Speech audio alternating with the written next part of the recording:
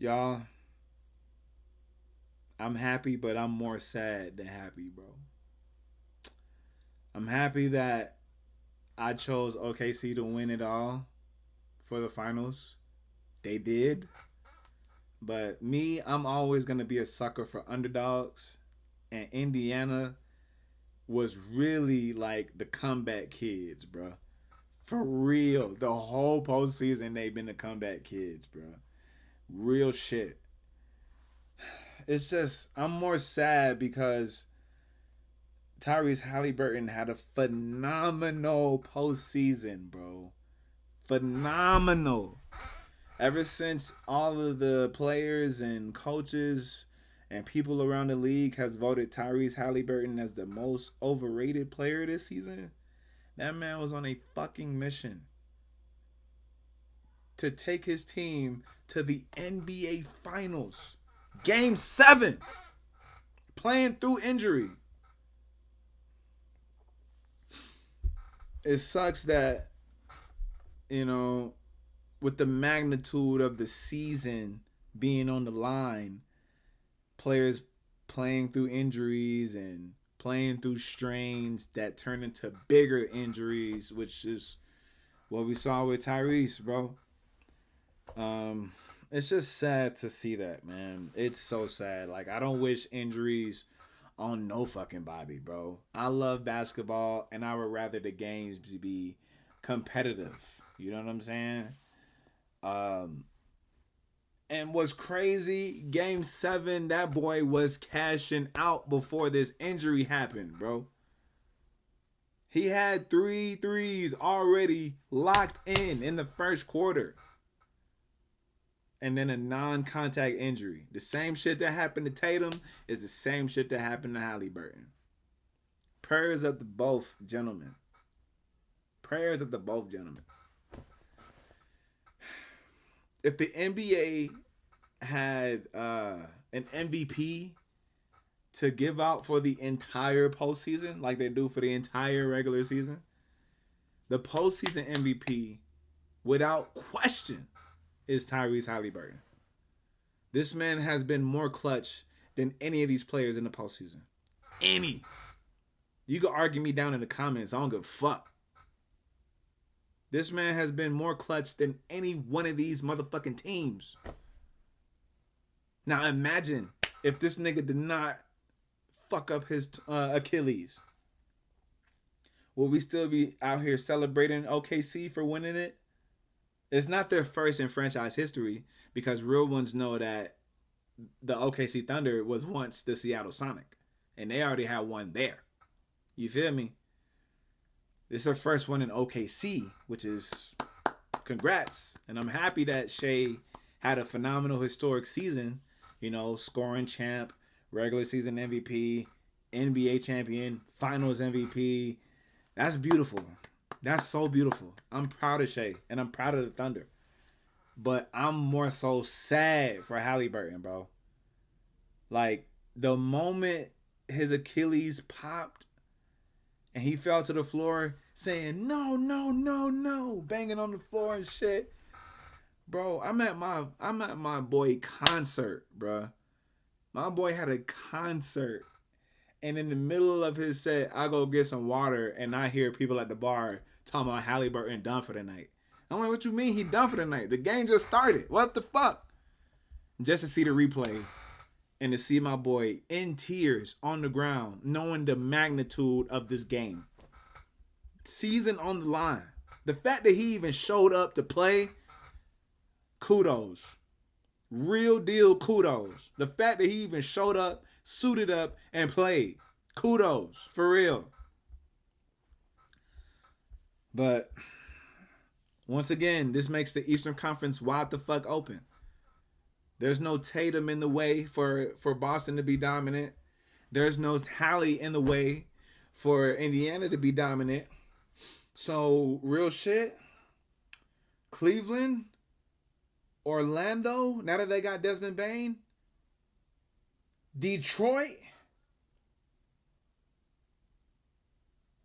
I'll give it to him. New York, even though I despise the Knicks, I'll give it to him. Those four teams are the teams to beat right now in the East for next season. And we don't know what's good with Giannis. Maybe he's going to stay in Milwaukee, maybe not. But I say those four teams are the teams to beat in the Eastern Conference right now. Cleveland, New York, Detroit, and Orlando.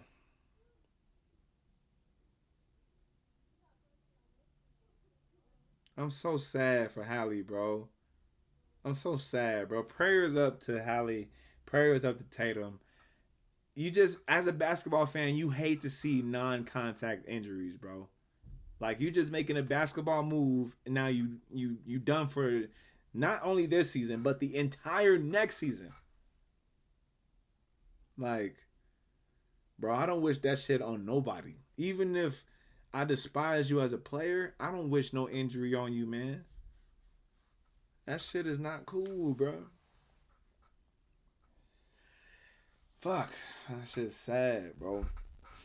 Anyways, let's recap the entire bracket now that we see it and see how I did record wise. Um, Starting with the Eastern Conference, I chose the Cavs to beat the Heat. I chose Indy to beat the goddamn Bucks.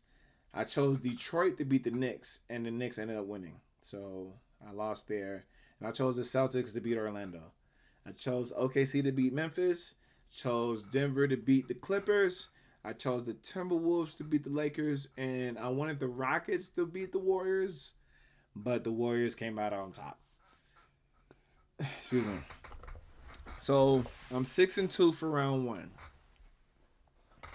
Round two, starting with the East, I had the Pacers beating Cleveland. I had the Celtics beating New York, but Tatum went down. So New York ended up beating them. The Timberwolves, I had them beating the Warriors. It sucks that Steph Curry got hurt too, you know. But I did choose Minnesota to win that series. And I wanted Denver to win, but OKC was like, hell no. This is our year, and we're going to get it. Regardless. So, I'm 2-2 there. So, what's that? 8-4. Okay? I'm 8-4.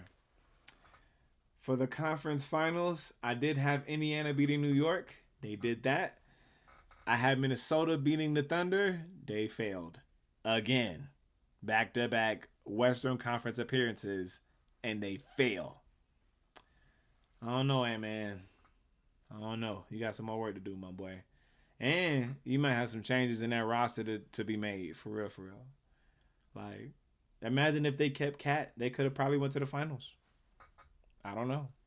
I don't know. So yeah, I'm 1-1 there. That makes me 9-5. And then I chose OKC to beat the Pacers, even though I'm a sucker for the underdogs. I just knew I was going against OKC a little too much. Let me just choose these niggas. And they, like, rightfully so, they got the job done. But I'm going to say this again. Had Haliburton not hurt himself, would Indiana be the champs or would OKC still be the champs? That's a big question mark.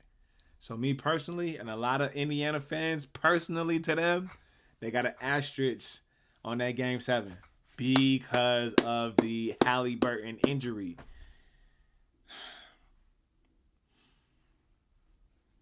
The Eastern Conference is wide open, bro.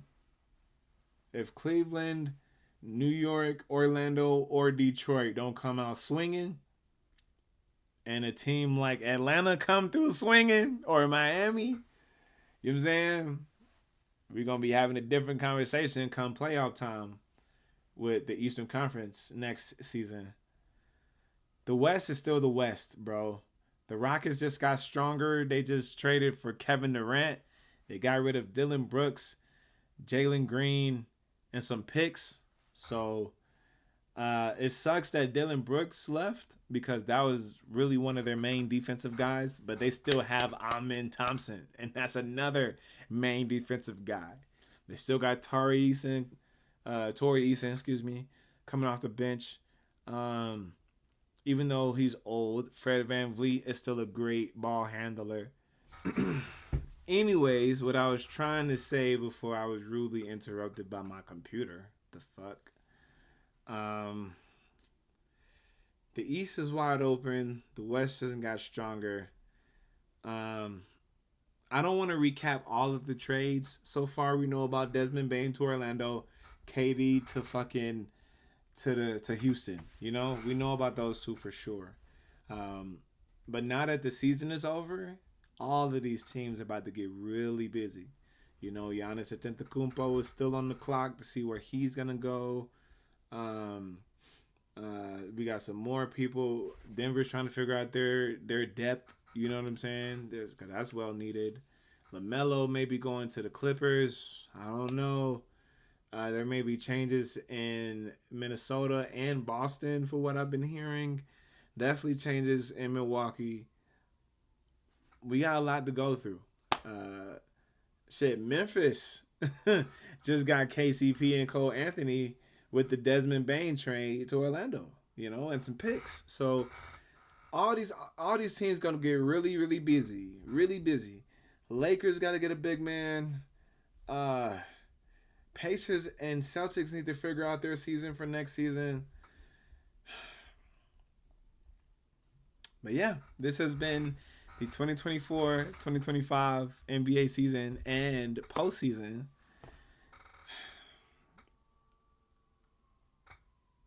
Y'all have a good day, man. That's all I got to say, bro. I have nothing else to say.